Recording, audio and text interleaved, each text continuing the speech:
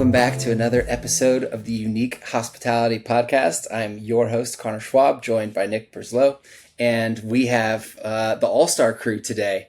And that is, we have two of perhaps the most experienced operational managers in the glamping and outdoor hospitality industry, and that is Scott Randall and Jacob Halverson.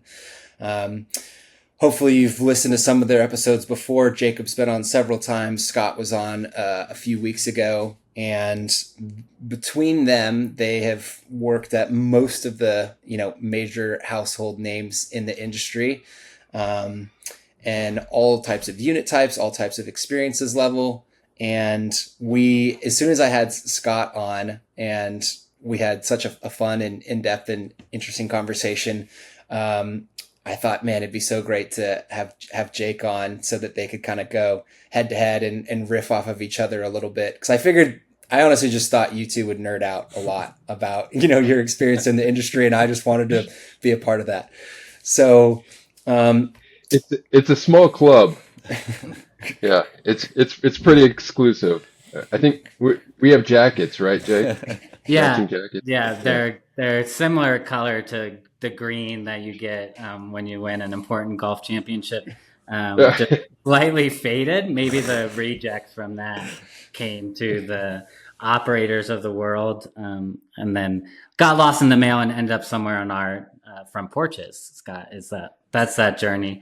No, thank you for being here. And yeah, Scott and I have had the pleasure on having at least one other call on nerding out on some ops stuff. So yeah, it's again, thanks for the invite on the best hospitality podcast covering unique stays and had its humble roots in the outdoor hospitality space. And just before kind of leads into the discussion, Jacob, you have a new job. I have a new job. Yes, I have left luxury experiential design with Auberge Resorts, and I'm staying in Santa Fe. Really love it here, loving northern New Mexico. But I now manage a vacation rental company called Two Casitas, and we have a portfolio of really beautiful homes all across the Santa Fe core. So yeah, it's exciting to kind of learn what I've learned from traditional hospitality and outdoor hospitality and keep layering this into welcoming guests throughout my career. So yeah, this is like a 5-week kind of new journey here. I felt like in my previous positions, I really had like two competing masters, right? It's like, what does Auberge the brand want? And whoever actually owns Bishop's Lodge, those are two different groups, right? So there's some overlay there on nuance and goals. But yeah, you're correct. Now it's 110 different nuances, goals, and strategies. But we have really great homeowners. It's been a really welcoming experience before. But listen, I understand, like, working with people who've put it all on their line. Like, buying real estate is not for the faint of heart. And as it's your second and third home, the pressure just keeps squeezing, So yeah, it's a different pressure. Well, maybe you could take a minute or two just to tell us walk us through that choice and going that decision, to leave, I guess, a cushy job at a very well-known brand to go into something that maybe is a little bit more entrepreneurial or, small business, kind of mom and pop. Like, tell us about it. Yeah, I think like I spent my career, the last 11 years out of college, like working for private people and their goals and their dreams and what does this look like? And my experience in Auberge is it's a different level of collaboration and commitment, I guess, to get things to the finish line. There's a lot more noise where private owners, they're like, I want to see this. And you're like, great, here's like 3 options. This is how we get there. And you tell me after giving this feedback, what direction we want to take. I'm a really good partner in that way. But when you have a lot of leaders kind of all trying to champion for their own things and ideas, wants and needs, I guess I just don't play well in that sand. I play well in the sand. It's like, hey, what choice of sand do you want in the sandbox? Not like get caught up of playing in the sandbox. box. So I think this allows me to be in that role that I've spent my career in, and it's been fun. And I'm writing performas every day. Like, that's where the real nerding is. It's like homeowner calls. I'm looking at this address. I'm on Zillow. I'm looking up Zillow links. I'm pulling our key data dashboard. I'm running ADRs. I'm doing predictions. I'm pacing. And then like all of that happens. And then how do you like streamline that communication into a brand new person who doesn't know anything about the hospitality industry, and then get them to give you a $2 million asset to then make money on? So like, it's all of my favorite things in one. Well, congrats. I'm really excited to see how things go and the new heights that you take to Casitas too. All right. Well, maybe we could jump in here, and then for the listeners, if you haven't, we encourage you to go back and listen to Scott and Jacob's past episodes, but to give just like a super high level, as Jacob mentioned, 11 years at the Society Hotel, a boutique hotel in Portland, at Mendocino Grove on the Northern California coast, and then Auberge. Am I forgetting one? Or is it those three? Yeah, they opened the Thatcher Hotel in Northern California too.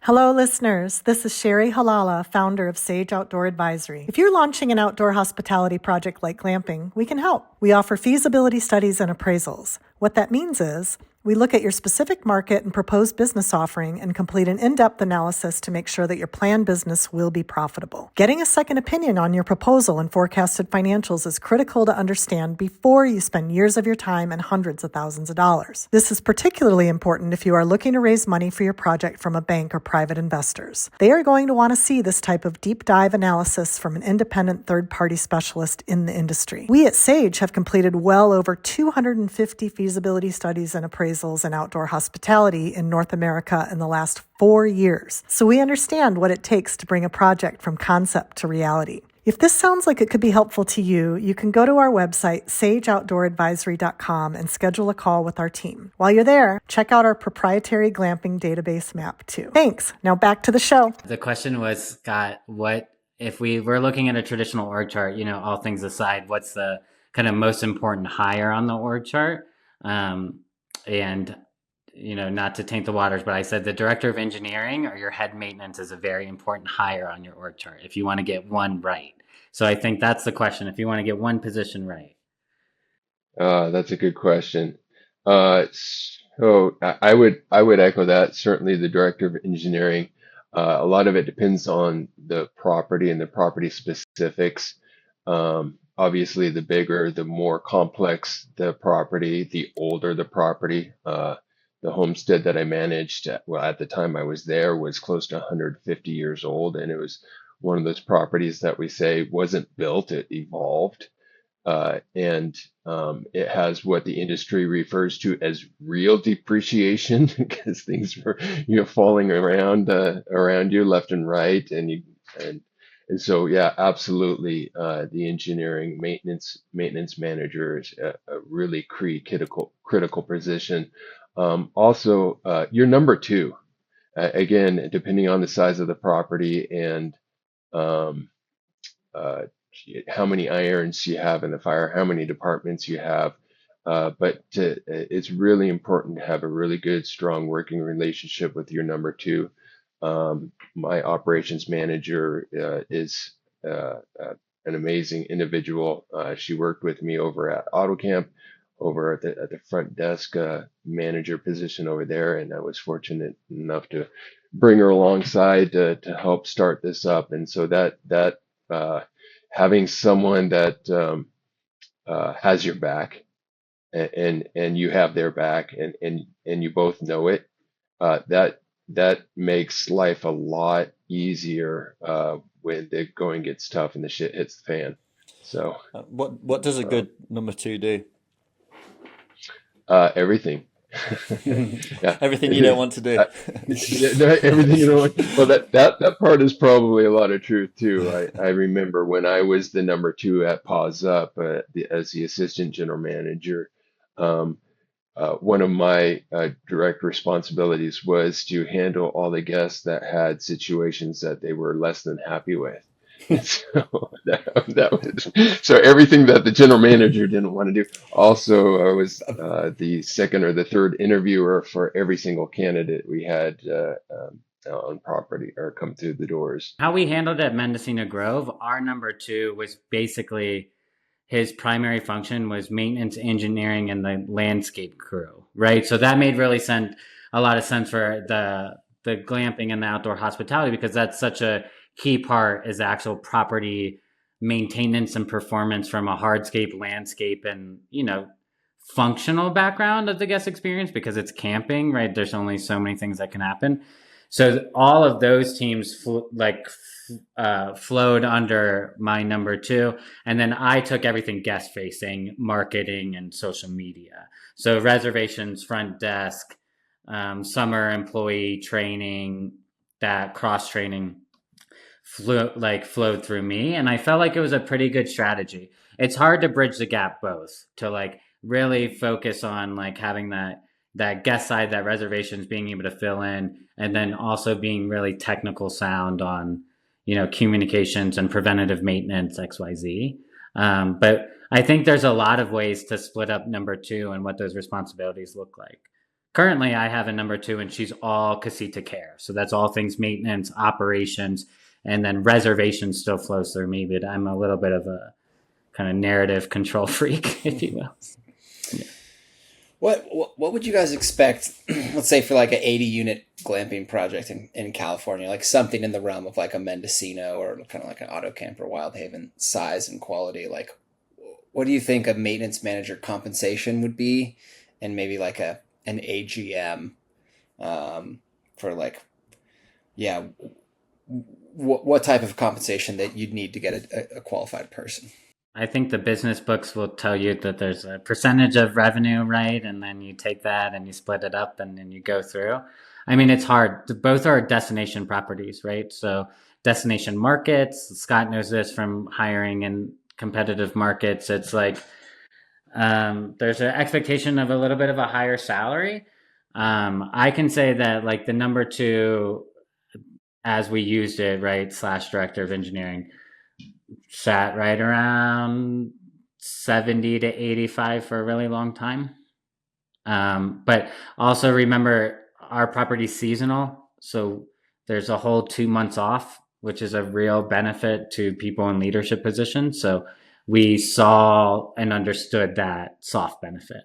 Yeah, I think that's such a loaded question because there's so many variables that go into that. The location, right?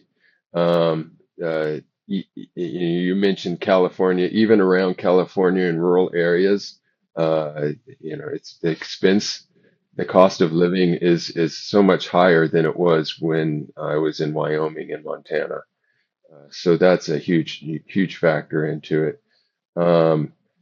The experience that they bring with you, boy.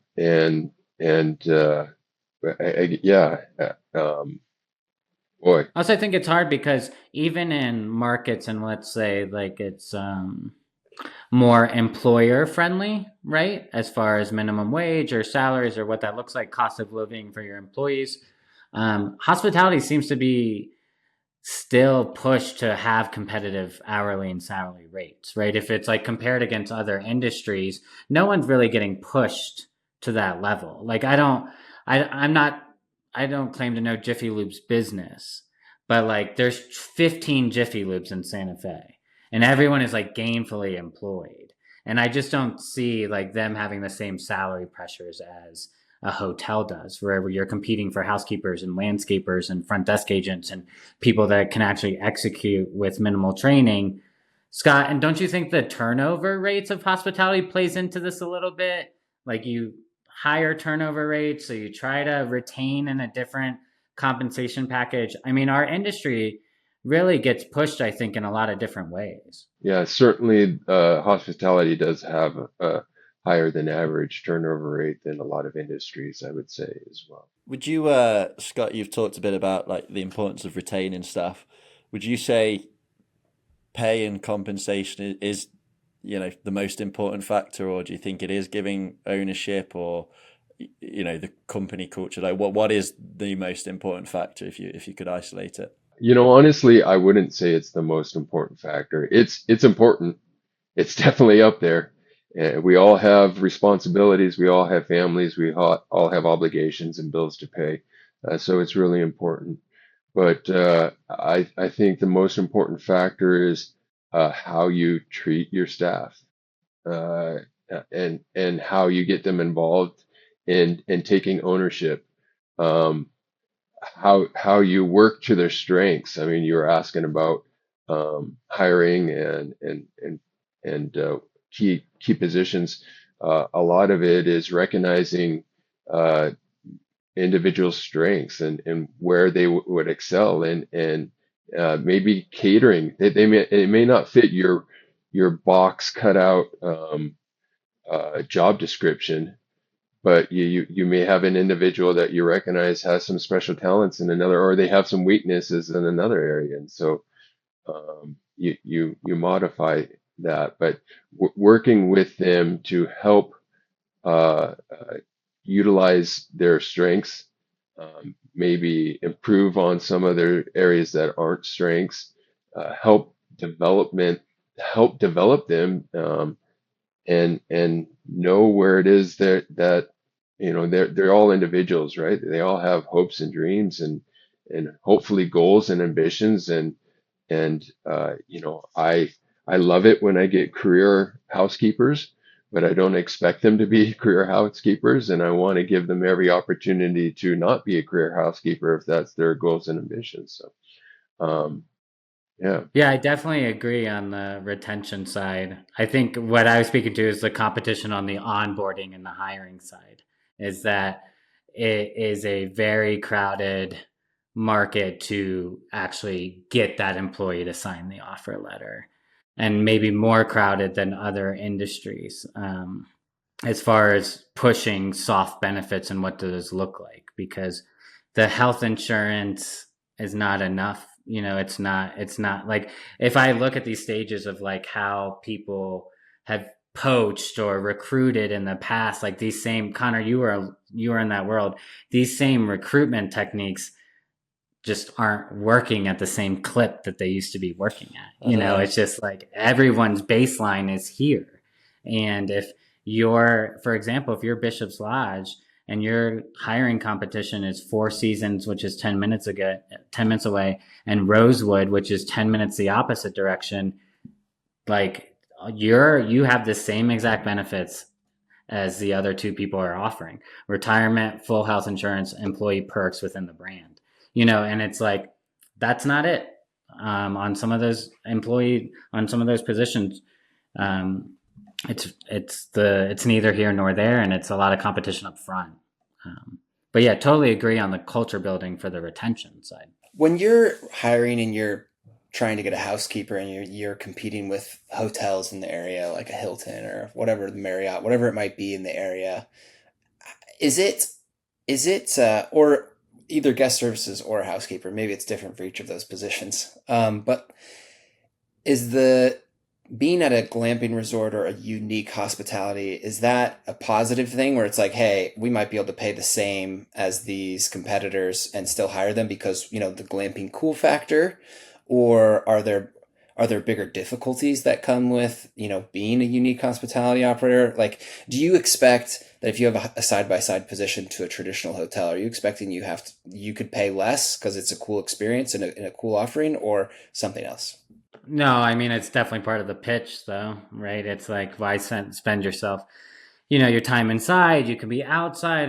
We're on this amazing golf cart. I mean, I can sell a linen tent dream. It's like, yeah, I think it's an important part of the pitch. I think it's those candidates are those candidates anyway. And if they're looking at your property, they're also looking at traditional hospitality properties to interview at. I think if you have a housekeeper that's applied through a housekeeper position that's posted, you should assume that they've applied at the other housekeeping positions that have been posted, whether it's coming from hotels or glamping.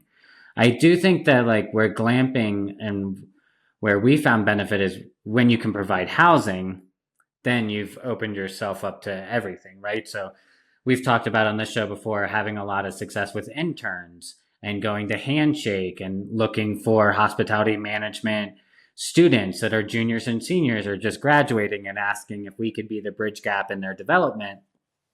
And then through that, rotational departments, right? They work housekeeping, they work front desk. So I think the assumption should be that your candidates that you have in your application pool are sitting in other business application pools. And if you want them, then go actively recruit. Be quick on answering the call. Be quick on screening them on the interview. Be quick on bringing them in. Talk to them about your values. I'm really struggling right now from like a business culture being in New Mexico because it's like known as this like land of manana, and that does not like correlate with HR, right? So it's like, no, we want to like galvanize you on the team as quick as possible, but have our due diligence in the hiring. But I think that's more of the breakdown in HR is not because you're competitive in your pay rate or not. It's because you're just not quick enough and you're not showing that candidate that you actually really care that they took the time to have your resume. Yeah, Nick, I think also a lot of it depends on the candidate and their experience level. The glamping type property does have a high appeal to a lot of individuals, and that's it's the area that you have the glamping property, right? And so we're just outside of Yosemite, and that attracts a lot of young people that are excited about spending their days off in Yosemite. So that's certainly a selling factor. But if it's someone who has done housekeeping before, especially if they've done housekeeping in a traditional hotel where they have their cart in their air-conditioned hall and they're going from room to room, it's tough. I mean, we've had our third consecutive day of about 100 degrees right now, and this summer so far has been a lot cooler than last summer. So they get out there and they work hard and they sweat, and it's not for the faint of heart. I can say, obviously with my role at Posh and our first location, Skyridge, I'm not involved in the on the ground operations. That's the landowner's job, but they have attracted quite a lot of European people who are traveling. Who've got a 2-year visa in Canada, and they're like, well, I want to work in the Rocky Mountains, like less than an hour from Banff, and as you say, Scott, get to explore that part of the world on their days off. Like that is a big selling point. But because it's a new resort, they're getting pulled here, there, and everywhere. Fleur is doing housekeeping, guest services, on the phone, marketing. Like it is pretty full on, and it's probably different to working for a Hilton. So yeah, you completely echo that. There are some pros and cons, but they did actually, Fleur posted the video on Instagram, and Fleur is as I say, she's doing loads of different roles at Skyridge, and they're trying to hire a new housekeeping person, and the video was them, first thing in the morning doing their rounds with a cup of coffee in these glamping units with, world-class mountain view. And I think, that is an obvious selling point to, Wow. Yeah. Is OEC doing your marketing too? Or? No, that was all Fleur's idea. So yeah, I loved it because it gave me a bit of an insight as well, because there's a bit of distance between us and the GM team. So for us to see, that's what the staff are doing first thing in the morning. It was quite nice to see. There's some great tidbits in there, and one thing I wanted to echo is what you said, Jake, about like time. We had a saying in recruitment, and is that time kills hires, where there is a certain amount of momentum that happens on both sides in a hiring process. And if you're ever have to take some sort of forced break, like a week or two in the interview process or the application process, where there's not really any like meaningful communications or interviews happens, it really can be off-putting. And that goes both ways, to both the candidate and the person who's hiring. And yeah, you lose those warm fuzzies and that, oh, I can see myself being here and with this team and I'm excited. But like, if they come on site and have a great interview and they're feeling good and they're ready to accept, and then they go home and then 2 weeks passes without hearing anything, they might just spiral and think, do I really want to move to this location? And I kind of like it here and all my friends are here. And, and then you call them back 2 weeks later and they're like, you know what? That sounds like a kind of a crazy move, and all that momentum's gone. So I definitely could speak to that. They definitely can stop seeing themselves in that role, or they've moved on mentally. see them doing something else, and that plays a big factor. I did that in this last cycle on before transitioning to this new job. I was being recruited, I think, Connor, I told you. And yeah, it just, I got to a point where I'm like, I'm withdrawing my candidacy. I can't be in the final round on 3 jobs and only one is like continuing this communication and cadence, you know? And it's like, I felt bad for the recruiter because he's like, I don't know what to do. Like, we should just be at offer letter stage, you know? And at that point, you may lose out on some people. I've had it done to me where I get really excited about hiring someone and we just couldn't connect and land it in a way that felt like efficient, right, for this person. And then like, no, I'm not interested, because that's really the smartest character trait.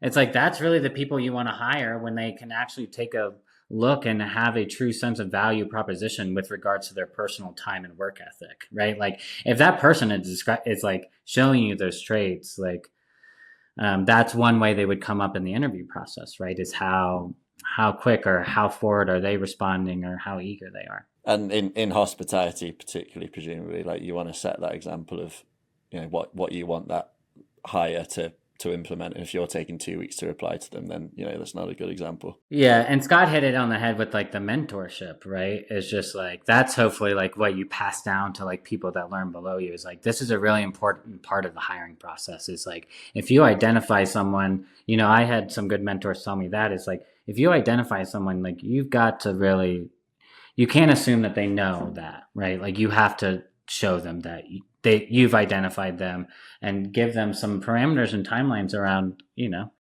the next steps in the hiring process. But have you two had any particularly good mentors that kind of taught you specific lessons in your role? Scott, do you want to go first on the mentor side? Sure, yeah. I've had several. You know, and it's it's a great question because so often at this point in my career, I may make decisions, or I may pull from experiences that I've had in the past, and I often think about a different general manager or mentor that I've had at that time period that brought me to help me come to the conclusions that I've come with. Yeah, I have also been fortunate to have some mentors. One, I had a really great hospitality professor, Dr. Chuck Stockman. Shout out to Mr. Stockman.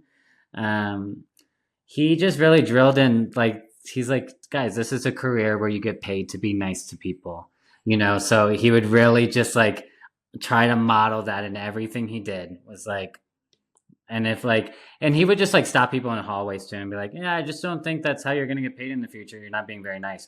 You know, it's just like, he just knew like how to communicate with like young people and like in a really palpable, digestible way. So, you know, we did a lot of scenarios, and he was a GM for many, many years before he also became a professor. So he followed that track. So that was one. I felt like he was a great mentor. Really good at teaching hospitality math too, so that was helpful. I told the story on my where you interviewed me, kind of like my uncle was very helped me, particularly in my early years when I was kind of venturing into entrepreneurship. When, like, I think he just developed a bit of audacity in me, because he was like, I was helping a guy out who built a local business like from his bare hands. And I, you know, knew a bit of marketing. Well, I didn't, you know, looking back, I didn't know anything, but I thought I knew about marketing because I was young. And he was like, oh yeah, just go and ask for 50% of the business to do all this. And I was like, looking back, it was absolutely ludicrous, but just developing the audacity to ask has helped me, you know, massively since then. So, you know, I didn't realize it was kind of a lesson at the time, but, you know, if you're a mentor can kind of send you in a particular direction and instill some principles like through osmosis, then I think that can be very useful. And that's the same question to you, Connor. Man, let's see. I guess within the context of Sage, Sherry's always been just phenomenal with clients. Like, she's just, and I don't even really know how to describe it, but I think all of her clients like really love her. I mean, maybe it's just because she's really genuinely interested in helping them. And then I don't know, maybe it's Sandy Vans. I like getting to spend time with the Sandy Vans guys because kind of anything's possible. They have this idea that like there is no in the vocabulary. It's like everything can be figured out, whether it's a partnership with like a big influencer or a new design or a new marketing and advertising concept, like whatever it is. It just yes is in the vocabulary, which I really love. It's infectious. Yeah, I think as well. It doesn't have to be like the old professor and the young student kind of. It can just be working with someone who just shows you a different way of working or a different way of thinking, and you can pick it up again through osmosis without really realizing. So yeah, it doesn't have to be kind of a top down thing either. Thanks, Nick, for highlighting. I know I have this storybook career that I had to like fall into, old teacher, young professor, mentor, mentee. No, it's you can find inspiration everywhere. Like I mean, the owners of Mendocino Grove, like although maybe we weren't always aligned, right? Like I was always inspired. And I think that's okay. Like as long as your circle, you don't have to be one-on-one with like your team or your mentor, but there has to be some sort of inspiration. There has to be some sort of, drive, if you will, or want or inquisition or, like that's like the fun, like the business of being in work, like that's like the development skills that are so exciting. So yeah, it can come from a mentor, it can come from a client, but like I try to keep my eyes wide open because to your point, Connor, there's a lot of people in this world that don't say no to themselves and it just like keeps happening and happening and happening, So it's like there's something to that. And you want to surround people in your business that have those same ideologies, I think. There's one thing I wanted to get into today, and that was just about the idea of the all-inclusive structure for how a resort is run. And, Scott, you had your time working at Paws Up, which is kind of a famous and notorious one that, will charge $2,500 to $3,500 a night per guests. And that includes, almost all food and drink and almost all the activities you could ever think of. And I guess the way I might frame the question is if you were going to start your own property, and I know obviously it depends on the property and the market, but if you just speaking in generalities, like would you go for that market, which I might call like maybe the top 1%? And would you go for something that is an all-inclusive rate where F&B is mostly all included, activities are mostly all included, and it's really a luxury experience? Pros and cons, and if you would go that route. I think that I would. It operationally, last time we spoke, Connor, we talked a little bit about the evolution that we went through opening Paws Up, and it was a big property. We opened up. We had 200 at the time we opened. We had 250 employees, and we serviced about 250 guests. We had fine dining, and we had just about every activity that you can imagine available to them. When we opened, everything was a la carte. It was not all inclusive. It took a year or two before we introduced the All American plan, where the guests would start paying one fee and getting all their meals included, their food and drink. And then shortly after I moved on, I believe they started wrapping in the activities into that all-inclusive environment as well. I've always wondered as well, when I first started looking at getting into some kind of development, in the US or Canada, I looked at, maybe the type of resorts that, you might look at opening, and, first thought was, okay, which resorts are charging the most money? And you look at, I don't know, Clayoquot on Vancouver Island, Paws Up, obviously. But then the first thing you run into is like those kind of resorts with, a huge amount of activities going on, probably a huge org chart. Like they must be so difficult to run.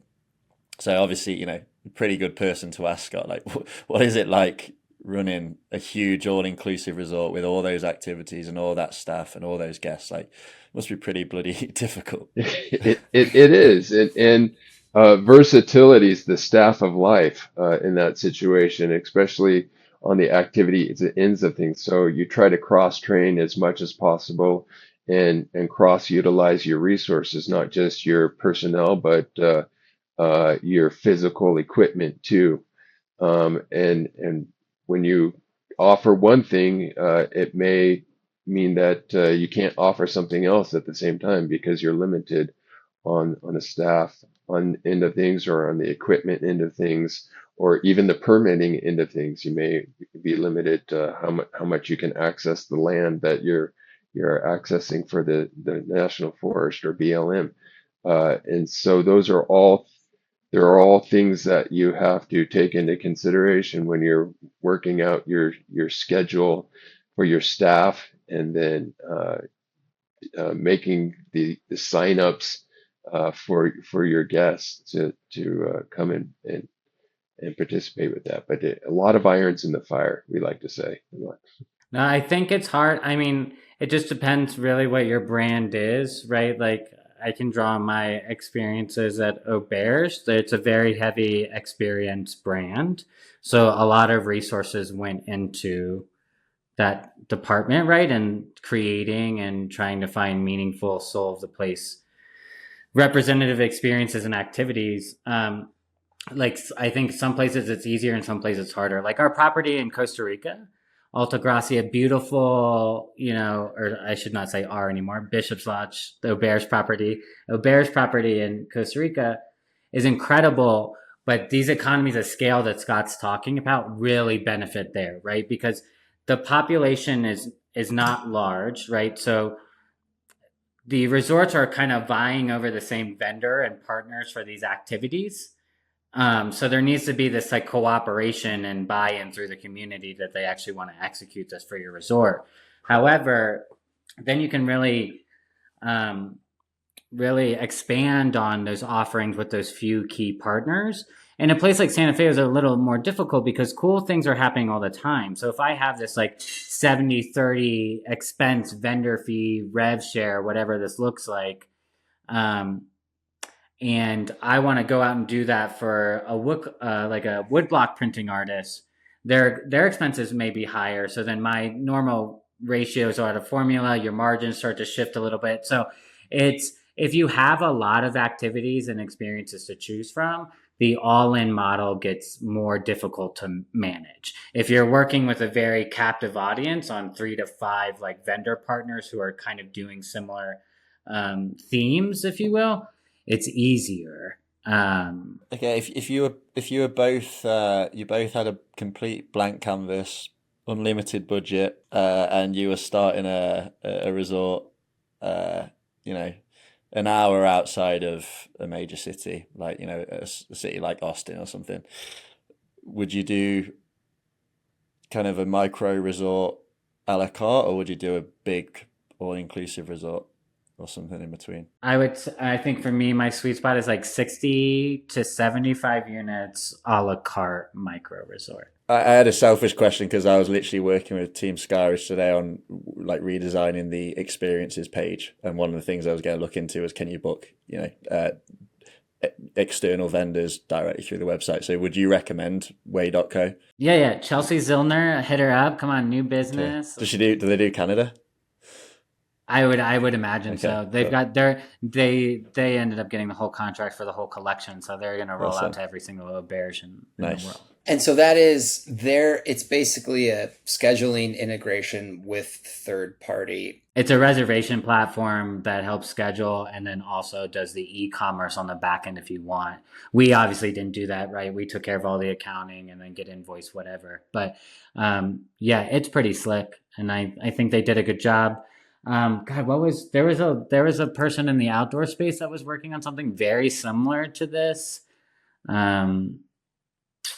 which was like an activities booking interface, basically. But yeah, Book for Time has done that. Historically, some spas use Book for Time.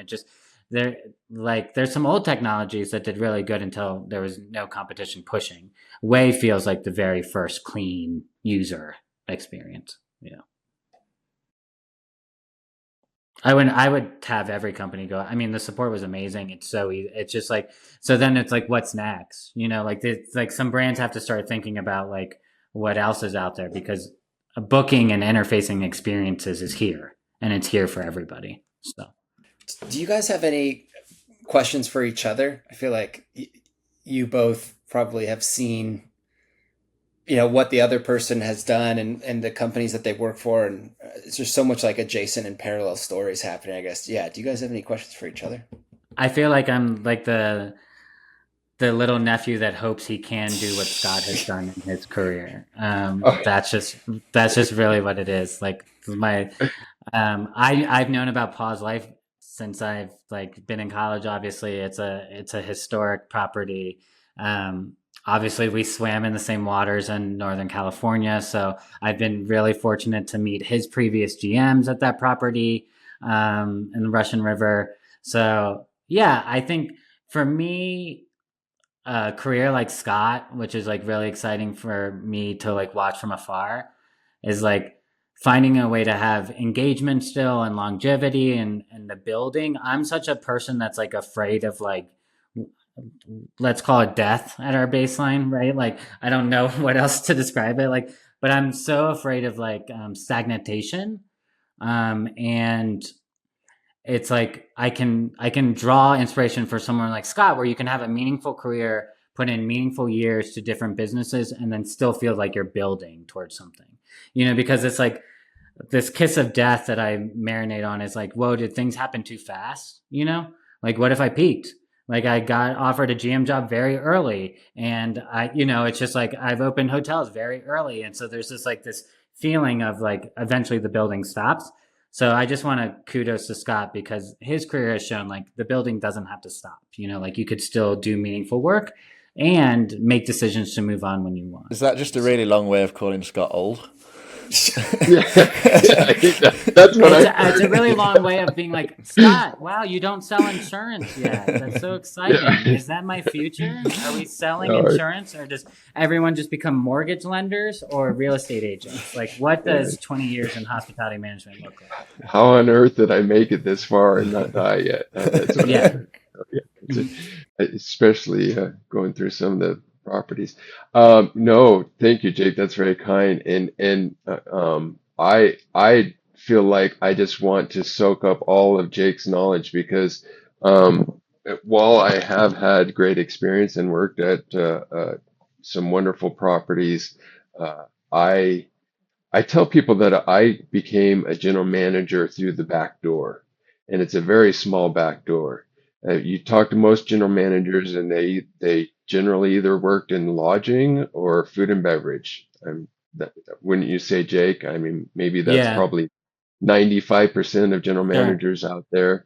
I have yet to meet another individual that became a general manager through activities or recreation, which I did. And so, while I'm very fortunate and have a very unique knowledge set and skill set, there's a lot of things that I didn't do earlier in my career that I got to figure out as a general manager at this end of the spectrum. And so when I hear Jake talk, I'm over here making notes. I'm just like, wait back. What is it?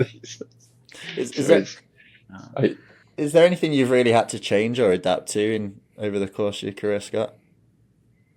I'm sorry? Is there anything you've had to really change or adapt to over the course of that 20 years? Change or adapt to? Well, each time you start a new property, you're starting the adaptation all over again with a new property and a new owner. Like Jake, most of my properties have been privately owned, individual owners, and figuring it out what it is that they're looking for and they want, and they frequently don't know they don't know themselves. A lot of times they have this concept and this idea, and I need help, but they don't know themselves what it is they want enough or need enough to articulate that to you. And so figuring that out with the individuals that you work with or work for. I agree. Yeah, it's really there's a lot of education, getting educated, right? Like people telling you like how you should be doing things in any given time, right? So there's that piece, and then the other side is I like kind of lifting the veil. I love like just like getting to the why and really like because people want to be interested in enough where they feel like they understand the business if you're an owner, um, but just enough to like have a good convo at the golf course. It's just like I love doing that. I'm really excited about this short-term rental because it's like the homeowners are so different. Everyone has such different goals and different needs and how they see their home and then I like have to also weigh that against like how do we operationally achieve these, right? Because everyone's sitting at the top line here, but the operation still has to push these to their different goals, and then overlay a brand on top. So yeah, the learning never stops, but I think the homeowner way is the way to go. Scott, you guys are at 2 properties now or 3? Two. Two, and looking for the third. Everyone's out there Third. looking. Avenir's Yeah, out yeah, there looking. Everyone's out there looking. I was like, yeah. I predicted there would be sellers in the market by now. So hopefully, Scott, they pop up and they'll be available. Yeah, Should we do a yeah. little general Quick, check-in for these quick question for you, go Jake. ahead, Scott. Before we do the general check-in, I just want to know, do all the homeowners have your phone number on speed dial? So what's interesting is I'm living what they call the 2-phone life. So Connor and Nick can still reach me on this phone, right? And then this phone stays as the work phone. So yeah, no, everyone has speed dial. Like my primary function is number one, homeowner relations. Like I'm your contact person, right? And then I can provide updates on like the owner statements, the profitabilities. And then what I'm really focused on right now is the marketing strategy. Like I really just want to get this signed with whoever we decide to go with so that we can start doing weekly, better check-ins with our homeowners. So I'm very interested in that piece of it all.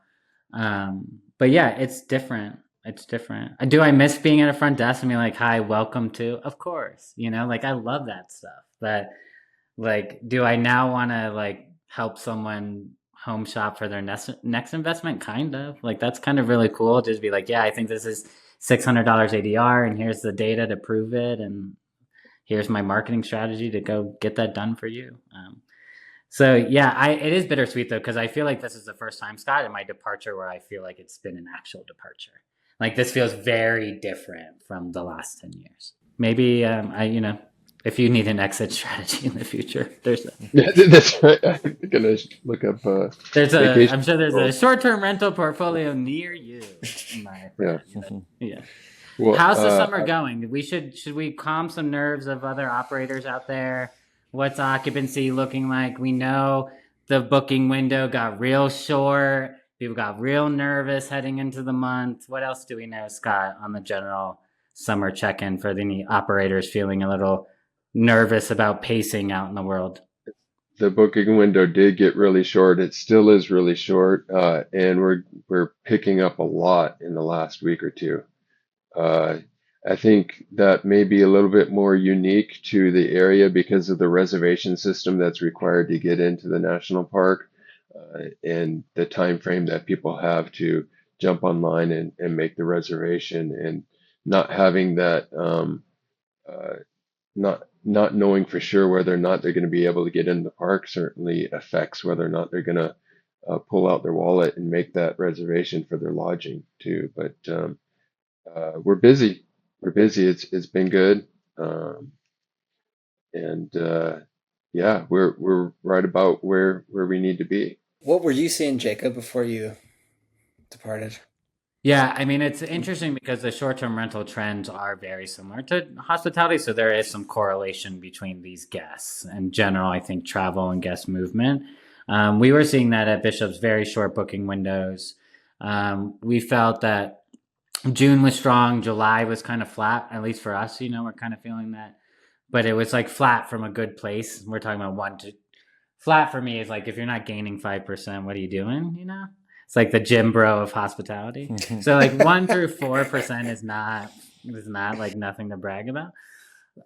So yeah, but we're we're seeing like strong holiday bookings still, and those really big lead times are still okay if you have a 365-day calendar, but we're at 15 days. We're at 15 days, and that's even pushing some of our larger 4-bedroom homes. And usually the lead time, we're like sitting at 36, 45 for those. So definitely catching in on our dynamic pricing though. Come on. I'd be curious what your guys' thoughts were if you've looked into this from like a national perspective at all, but I feel like a lot of the murmurings or what I've heard, and I feel like Auberge would be an interesting insight into this, is that a lot of the middle tier and maybe economy are down somewhat significantly in terms of occupancy or overall revenue, but luxury holding steady or maybe still growing. I was curious if you guys have any insights on that, or if that's completely wrong.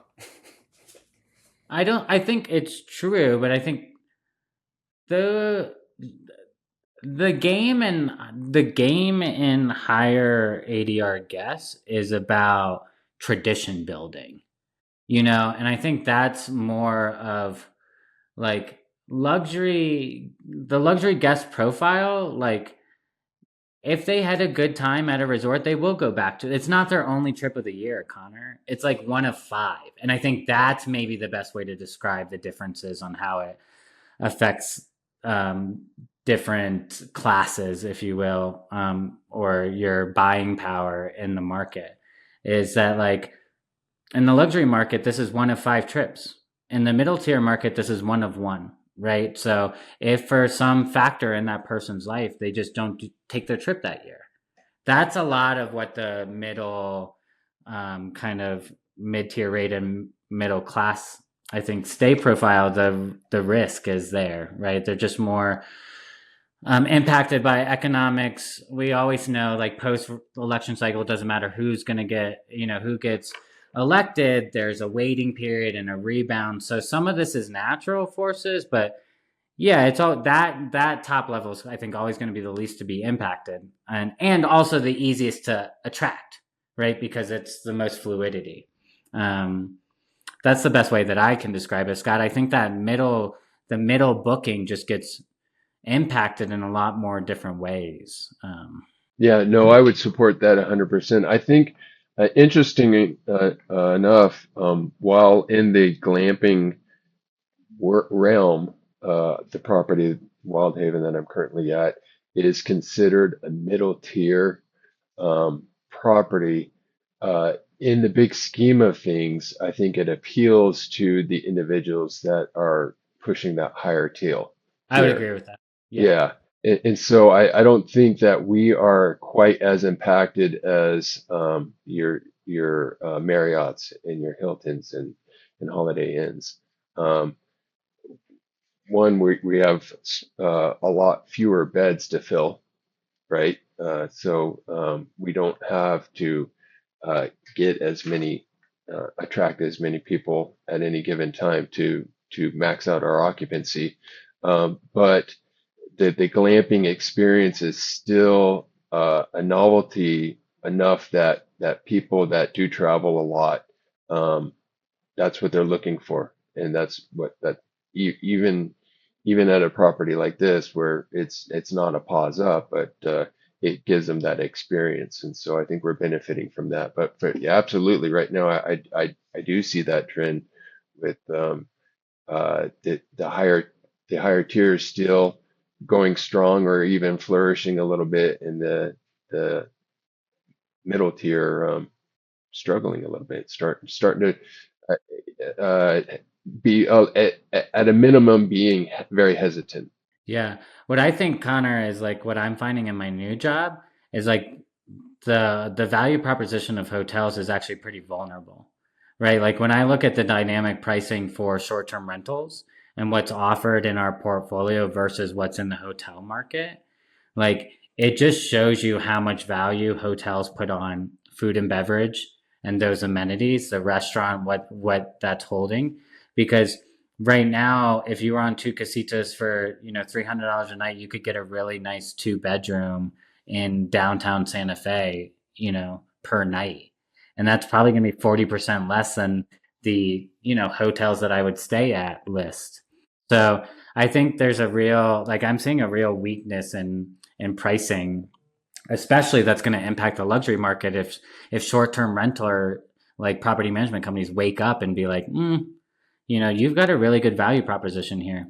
So I never got any of that energy when I was on the other side, but I could definitely, being on this side, feel the threat, where we could be threatening in that way. Because I feel like I could give you a luxury unit for 40% less than the luxury hotels in the area. Do you guys have any asks of the audience? Any closing words? Go see Wildhaven, and there are 2 locations. If you were planning a trip to the Grand Canyon North Rim, unfortunately that is closed. So you can pivot if you'd like and check out Wildhaven. And if you're in Santa Fe, you can check out 2 casitas. Sick. Yeah, absolutely. Come see us outside of Yosemite or up in Sonoma in the Napa Valley. We love our guests. We love that interaction. So we appreciate our guests. We thank them for coming and spending their time with us. Be nice to those that serve you. You talk about mentors. One of my mentors taught me, just because we're in the service industry doesn't mean that we're necessarily servants, and sometimes some guests forget that. So be nice to those that serve you. Thank you so much, Scott and Jacob, 2 absolute legends in outdoor hospitality. I think we have the king and the prince of outdoor hospitality. Maybe that would be the popper. I'll be the prince. Awesome. Well, thank you so much for joining us. We appreciate it. Thanks, guys. All right. Thank you guys so much.